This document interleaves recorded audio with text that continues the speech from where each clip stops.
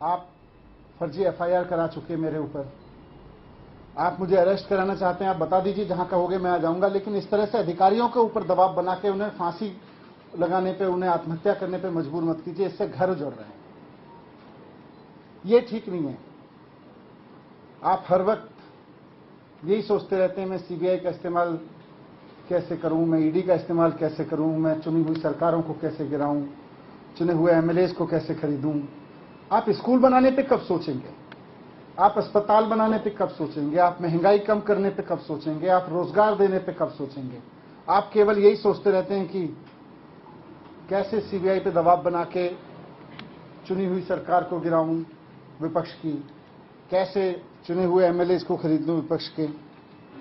मैं आज आपके सामने, इस घटना से मैं बहुत आहत हूं और मैं आपके सामने प्रधानमंत्री जी से 3 प्रश्न पूछना चाहता हूं।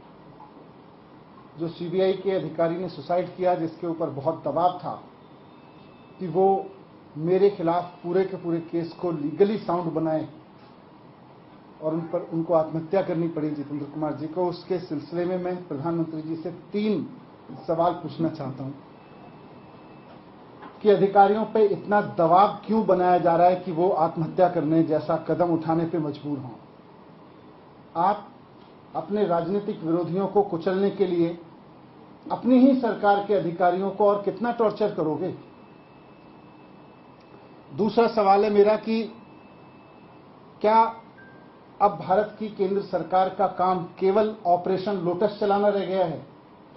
जिस तरह से राज्यपालों से, उपराज्यपालों से दबाव डाल के उनसे उल्टे सीधे काम कराए जा रहे हैं, जिस तरह से सीबीआई पे दबाव डाल के, ईडी पे दबाव डाल के उल्टे सीधे काम कराए जा रहे हैं, तो क्या अब केंद्र सरकार का काम केवल ऑपरेशन लोटस चलाना रह गया है?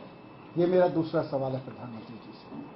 और तीसरा सवाल है कि जनता की चुनी हुई सरकारों को कुचलने के लिए और कितनी कुर्बानियां आप लेंगे, ये बताएं। ये बहुत दुखद घटना है। विपक्षी सरकारों को कुचलने के लिए सीबीआई के ऊपर इतना दबाव के अधिकारियों को सुसाइड करने पे मजबूर होना पड़े, ये इस देश में पहले कभी नहीं हुआ। बहुत दुखद है और मैं उम्मीद करता हूं कि प्रधानमंत्री जी मेरे इन तीनों सवालों को गंभीरता से लेंगे और थोड़ा इस पर सोचेंगे।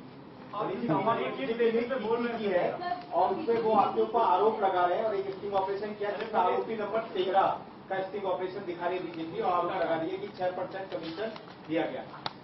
देखो, इन्होंने, भारतीय जनता पार्टी काफी दिन से चिल्ला रही है घपला हो गया, घपला हो गया, कभी 1300 करोड़, कभी 8000 करोड़, कभी 500 करोड़, कभी 144 करोड़, कभी 30 करोड़।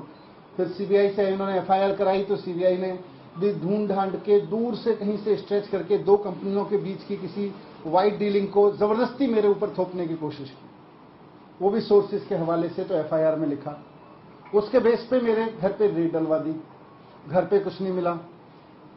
मेरे परिवार का लॉकर तलाश लिया बैंक का, उसमें कुछ नहीं मिला। अब जब सीबीआई से एक तरह से क्लीन चिट मिल गई कि जी इनके पास तो कुछ नहीं मिल रहा, तो अब बीजेपी कह रही है जी देखो सीबीआई नहीं ढूंढ पाई, अब हम स्टिंग करके देंगे।